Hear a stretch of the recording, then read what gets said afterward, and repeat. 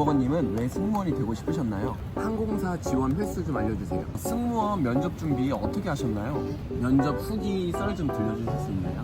보자마자 나 잘 봤다. 느낌이 좋다. 관심이 별로 없네? 떨어질 수도 있겠다. 괜찮아. 망고. 안녕하세요.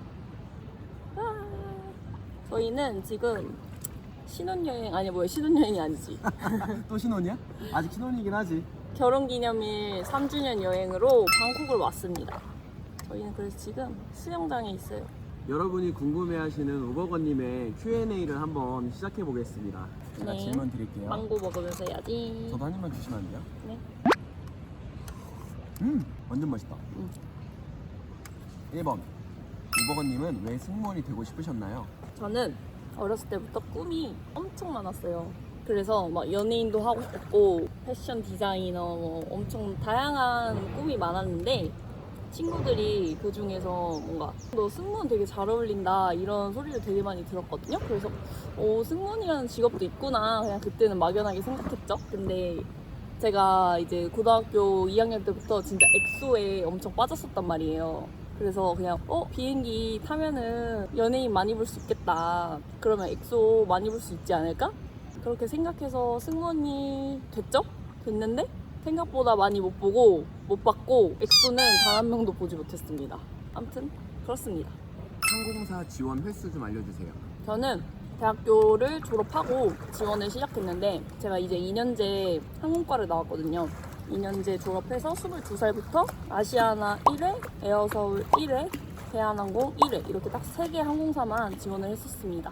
그래서 아시아나는 실무 탈락했었고요. 에어서울도 실무 탈락했어가지고 그렇게 먼저 2개를 먼저 보고 나서 둘 다 실무 탈락을 하니까 뭐야 나 승무원이랑 안 어울리나? 안 되나? 싶었는데 대한항공은 첫 지원만에 합격했거든요. 그래서 뭔가 진짜 금호 계열의 그런 상이 있나 싶었습니다. 승무원 면접 준비 어떻게 하셨나요?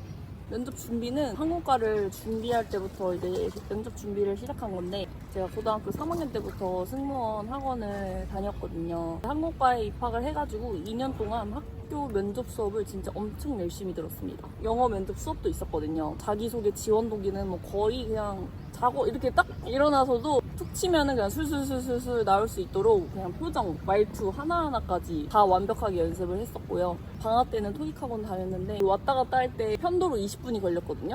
진짜 그거 걸어 다니면서 계속 그냥 말하는 연습 중얼중얼. 근데 또 이렇게 완벽하게 외우면은 그 접속사나 이런 연결음에서 꼭 까먹더라고요. 그러면 뒤에 문장이 다 기억이 안 나는 거예요. 그래서 키워드로 연습하려고 했습니다. 면접 연습은 평상시에 계속 했던 것 같아요. 멘탈 관리 어떻게 하셨는지 알려주세요. 저 때는 전연차 아시나요? 저 전연차 알죠? 저 엄청 많이 들어갔죠, 저도. 지금도 활발하려나? 그건 잘 모르겠는데 제가 승무원 준비할 때는 전연차 카페가 엄청 활발했어요. 그 합격 수기나 면접 후기 이런 거를 막 빠짐없이 읽고 막 탈락하신 분들 이런 것도 읽으면서 그래 내가 뭐 잘못해서 탈락한 건 아니니까 이러면서 그냥 나랑 안 맞았을 뿐이야. 계속 마인드 컨트롤을 그런 식으로 했던 것 같고 후기 이런 거 보면서 내가 이런 질문을 받으면 난 어떻게 했을까 그거 상상하면서 이미지 트레이닝도 엄청 많이 했고 그냥 무조건 하면 된다. 될 수 있고 하면은 그냥 무조건 된다는 그런 마음가짐을 가지고 했던 것 같습니다. 합격 당시에 스펙은 어떻게 됐어요? 키랑 몸무게, 뭐 성적 같은 거. 저는 나이는 우선 22살이었고 키는 170에 몸무게는 사실 솔직히 막 마르진 않았어요. 55, 56 정도였고 마른 거 아니야? 마른 건가? 근데 더 마른 사람들도 많긴 하지. 아무튼 막 뚱뚱하진 않았던 것 같고 그냥 보통 체중? 토익은 막 그렇게 높진 않았어요. 700점이 조금 안 됐고 토스도 있었어요. 토익 스피킹. 그때 당시에 레벨 5였는데 지금으로 치면 아마 IM? 그 성적인 걸로 알고 있습니다. 그거밖에 없었어요. 그리고 아르바이트 경험이 있어가지고 그때 이제 제가 4대 보험이 되는 수입차 전시장 리셉션 아르바이트 했었거든요. 그래가지고 경력증명 낼 수 있어서 그거 적었었습니다. 다이어트 팁 같은 거 있어요? 저는 아까 말씀드렸다시피 다이어트까지는 못했어요. 제가 제 체형은 어떤 체형이냐면 약간 상체는 마르고 하체가 튼튼한 편이어서 다이어트를 한다고 해서 그렇게 특별히 날씬해 보이지도 않았고 평소에는 먹고 싶은 거 먹었고 면접 전날에 굶었습니다. 왜냐면은 그때는 이제 굶으면은 배는 그래도 납작하게 들어갔었어가지고 배라도 나오지 말라고 면접 전날에만 안 먹는 그런 정도로만 다이어트 했었습니다. 면접 후기 썰 좀 들려주실 수 있나요? 대한항공 기준으로만 말씀을 드릴게요. 실무 때는 두 분이 계셨는데 질문 자체도 그냥 지원 동기 이런 거 물어보시거든요. 기본적인 질문. 그래서 저는 아까 말씀드렸듯이 그 질문에 대한 답변을 엄청 완벽하게 준비를 했었어서 이게 잘 본 건지 안 본 건지 당연히 실수는 없었지만 그냥 아예 저한테 관심이 없으셔가지고 잘 본 건가 싶었는데 붙었어요. 실무는 그냥 그렇게 기억이 잘 안 나는. 임원은 보자마자 나 잘 봤다, 느낌이 좋다. 최종은 나한테 뭔가 관심이 별로 없네. 저희가 질문을 딱 한 개 받았거든요. 그래서 왜 이렇게 관심이 없지? 떨어질 수도 있겠다 싶었는데 붙었습니다. 결론은 그렇게 많은 관심은 받지 못했다. 그렇지만 붙었다. 받은 질문 같은 거 기억나는 것만 좀 말씀해 주세요. 실무 아까 말씀드렸듯이 지원 동기 여쭤봤었고요. 임원 때는 아르바이트 하면서 힘들었던 점 어떤 거 있었냐 하고 여쭤보셨는데 진짜 도저히 생각이 안 나는 거예요. 그럼 어떡하지? 지원할 수가 없잖아요. 힘들었던 점을. 도저히 생각이 안 나서 저는 아르바이트를 하면서 힘들었던 점이 없었습니다. 이렇게 하니까 면접관 분들이 진짜 한 4분 계셨는데 다 쳐다보시는 거예요. 쳐다보네? 그때 얘기를 했던 내용은 사실 진짜 그 리셉션 일이 힘든 게 전혀 없어가지고 그 이제 했던 일들을 얘기해주고 그래서 일적으로 힘든 부분은 없었지만 제가 어떻게 하면 손님들이 말하지 않아도 필요한 것을 빠르게 알아차리면서 서비스를 만족시켜드릴 수 있을까, 서비스를 해드릴 수 있을까 이렇게 고민을 했었던 경험은 있습니다. 이런 식으로 얘기를 했어요. 그랬더니 되게 엄청 4분이 다 약간 이렇게 좀 끄덕끄덕 하셨거든요. 제가 뭔가 그렇게 좀 긍정적으로 얘기를 했던 게 조금 합격 시그널이 아닐까, 긍정적인 약간 지원자라고 느끼셨을 것 같아요. 지금 생각해보면 최종 때 질문은 그냥 저에 대한 질문은 아니었고 이제 비행을 하면서 혹시 선배님들이니 뭐 부당한 일을 시키면 어떻게 할 거냐 뭐 그런 질문이었어요. 그래서 이런 질문을 나한테 해? 이러면 속으로 약간 이렇게 생각하면서 뭐 선배님들이 힘든 일 시켜도 할 수 있는 일에 한해서는 제가 하겠다. 아무리 힘든 일이어도.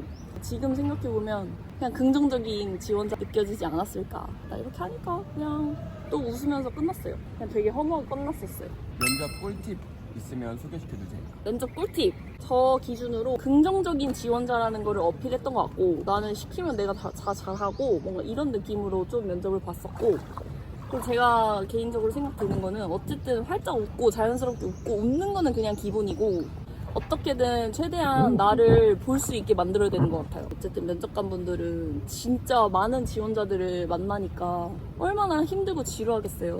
그랬을 때 진부한 답변을 딱 하는 순간 또 이 얘기네? 앞에 질문이 만약에 공통 질문으로 나왔을 때 앞에 지원자가 내가 준비한 답변을 똑같이 말했어. 그럼 그 자리에서 어떻게든 저는 다른 답변을 말했을 것 같아요. 왜냐면 앞에 지원자가 얘기한 거를 또 얘기하면은 너무 지루하고 재미가 없는 것 같아요. 면접 어필랑 화장 같은 거 어디서 하셨는지 알 수 있을까요? 우선 면접이 화장이랑 머리가 거의 자신감의 80%를 끼워넣어준다 해도 과언이 아닙니다. 저는 그렇게 생각하거든요.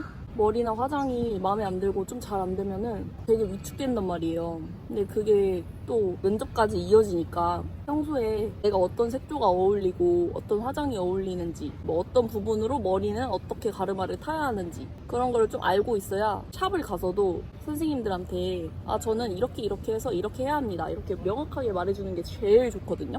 저는 제가 그때 면접할 당시에는 이대 그런 승무원 면접이 되게 많이 있었는데 저는 그 중에서도 하자라는 샵에서 아시아나 때부터 아시아나, 에어서울, 대한항공 이렇게 모두 다 하자에서 봤거든요. 근데 아시아나 때 머리를 망했었어요. 그래서 나는 이 머리가 안 어울리는구나 그때 알고 대한항공 때는 그래서 되게 구체적으로 말을 했던 것 같아요. 선생님 저는 뭐 코랄색으로 해주시고요. 화장은 머리는 똥을 넣지 말아주시고 가르마는 오른쪽으로 해가지고 해주세요. 이런 식으로 되게 구체적으로 말씀을 드렸어서 여기 사진을 띄워드리자면 되게 만족스러운 화장을 받았었습니다. 승무원 준비하면서 가장 중요한 부분. 저는 뭔가 많은 경험을 해보는 게 가장 중요한 것 같아요. 학교 생활이든 뭐 아르바이트든 대외 활동이든 뭐든 좋으니까 많은 경험을 해야 면접 답변 같은 것들도 어쨌든 구체적으로 얘기를 하려면은 내가 했던 활동들을 얘기를 많이 해줘야 되는데 많은 활동을 한 사람이 다양한 얘기를 할 수 있잖아요. 어차피 학교 다닌 거는 다 똑같은데 동아리 활동을 하면서 이런 거 했다 이런 건 얘기보다는 조금 더 특별한 얘기를 해주면 재밌지 않을까. 면접은 어쨌든 지원할 수가 없으니 다양한 경험을 많이 하셔가지고 다른 지원자들보다 조금 더 재미있는 답변을 만들 수 있는 게 좋을 것 같아요. 지어내지 말고. 면접 답변 지어내면은 제 생각에 다 티가 납니다. 진심을 다해서 하는 게 가장 중요할 것 같습니다. 동기들 평균 나이 좀 알 수 있을까요? 가장 어렸던 동기는 21살이었고요. 가장 많았던 언니는 27살이었어요. 2년제, 4년제 비항공과. 우선은 2년제, 4년제가 되게 고루고루 많아요. 제가 본 기준으로 2년제 나오신 분들은 보통 항공과 하셨던 것 같아요. 근데 4년제는 항공과 언니들도 있고 그냥 일반 학과 나온 언니들도 엄청 많았고 일반과 나온 언니들이 좀 더 많았던 것 같아요. 비율은. 근데 이제 2년제 나오신 분들은 보통 항공과를 나오셨던 것 같습니다. 한 달 평균 비행시간.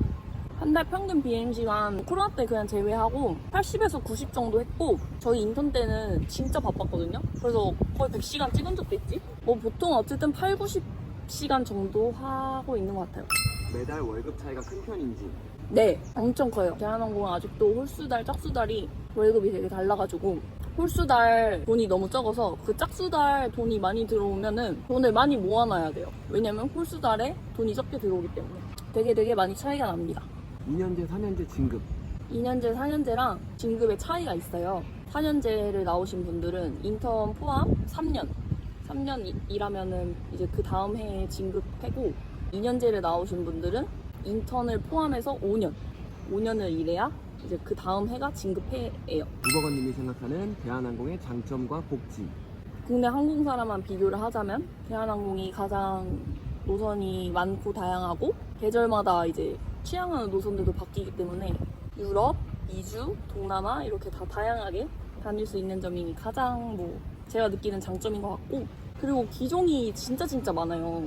그것도 약간 다양한 경험을 해보는 거에 있어서는 장점인데 사실 입사 그 안전 시험 볼 때는 기종이 많은 게 단점이긴 했죠. 근데 승무원 됐을 때는 좋았어요. 380도 타보고 787도 타고 막 이러면서 그건 되게 좋은 점. 그리고 또 부모님이 어쨌든 저희 대한민국에서 대한항공 다닌다 하면은 오 다 이렇게 해주시니까 엄청 좋아하시고 그리고 또 복지는 그때 잠깐 말씀드렸다시피 항공권이 나오니까 90% 정도가 할인이 돼가지고 원래 항공권의 10% 정도 가격만 내고 타고 다니고 있습니다.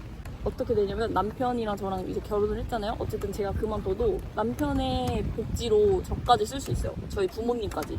그리고 또 효도항공권이라고 부모님 60세 되시면은 그때 효도항공권도 나오고 신혼항공권도 나와가지고 저희 둘이 신혼항공권도 썼었고. 가본 곳 중에 제일 좋았던 곳과 힘들었던 곳. 가본 곳 중에 제일 좋았던 곳은 아무래도 제가 남편이랑 신혼여행을 갔던 하와이가 아닐까. 비행으로도 너무너무 좋아서 신혼여행도 하와이를 갔을 정도로 하와이는 그냥 가면은 사실 비행은 조금 힘들거든요. 근데 가면은 그냥 힘들었던 게 그냥 싹 다 잊혀질 정도로 뷰도 너무 예쁘고 바다도 예쁘고 먹을 것도 많고 이래서 제일 좋고 유럽도 저는 좋아해요. 파리도 동기 언니 따라간 이유가 물론 언니랑 좋은 추억을 보낸 것도 있지만 제가 파리를 좋아해서 따라간 것도 있어요. 그리고 힘들었던 곳은 다 힘듭니다, 여러분. 왜냐면은 어쨌든 비행은 다 서비스가 똑같기 때문에 무슨 이 나라를 간다고 해서 이 서비스를 안 하고 이런 게 없어서 그냥 모든 저희는 장거리 기준 서비스 다 하고 중거리 기준 다 하고 단거리 기준도 다 하기 때문에 어떤 노선이 안 힘들고 이런 게 없습니다. 다 힘듭니다, 비행은. 그러면 부규칙적인 패턴이 힘들지는 않았는지 궁금합니다. 저는 조금 그래도 체력이 좋았던 것 같아요. 왜냐면 제 친구들이 저는 비행 끝나고 항상 친구들이랑 놀러 갔었거든요. 인턴 때는 그냥 비행을 끝나자마자 많이 놀았는데 그 중에서도 제가 바르셀로나 비행을 끝나고 그때 여름이었거든요. 대천을 도착하자마자 놀러 갔던 적이 있습니다. 1박 2일로. 그래서 진짜 그때는 체력이 조금 좋았었는데 한 살 한 살 나이를 먹을수록 조금 체력이 떨어지는 걸 느껴요. 오늘은 좀 힘들다 싶으면은 도착하자마자 조금 자고 놀고 어쨌든 잠을 많이 자는 게 가장 중요하고 운동도 하면 좋죠. 근데 사실 저는 운동을 막 그렇게 좋아하는 편은 아니어서 제가 운동을 했다고는 말씀을 못 드리고 저는 비행기에서 많이 움직이는 걸 운동이라고 생각하고 잠을 많이 잤습니다. 그렇게 좀 체력 관리를 했었어요. 저 남편은 운동 되게 많이 해요. 스테이션 가서도. 그렇게 좀 사람마다 체력 관리하는 게 조금씩 달라서 정답은 없습니다. 비행하면서 쉬는 시간은 어느 정도 되나요? 비행하면서 저희는 이제 이륙 후에 식사 서비스를 끝내고 또 면세품 판매를 하는데 모든 클래스가 다 끝나고 나서부터 이제 레스트 시간을 짜거든요.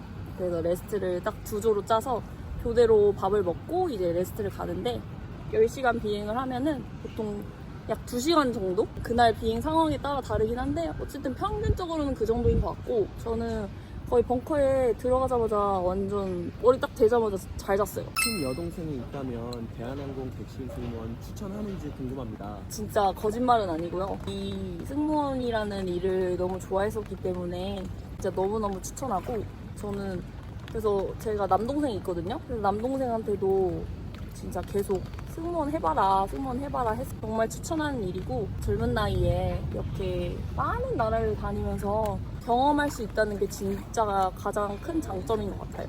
제가 언제 그런 나라를 가보겠어요. 뭐 미국이나 유럽 이런 데 아니더라도 네팔, 인도 이런 데도 막 가거든요. 진짜 언제 가보겠어요. 비행할 때나 가보겠지. 많은 나라를 갈 수 있는 게 진짜 장점이고 그래서 저는 추천합니다.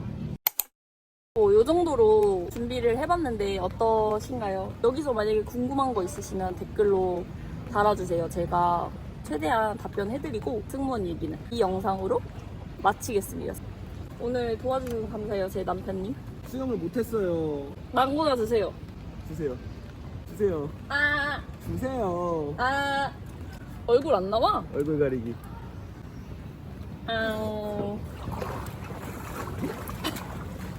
아무튼 여러분들 꿈 무조건 되실 거니까 화이팅 하시고 다른 꿈을 꿈꾸시는 분들도 화이팅 하시고 저희 다 잘 돼요. 화이팅 합시다, 여러분. 그러면 안녕.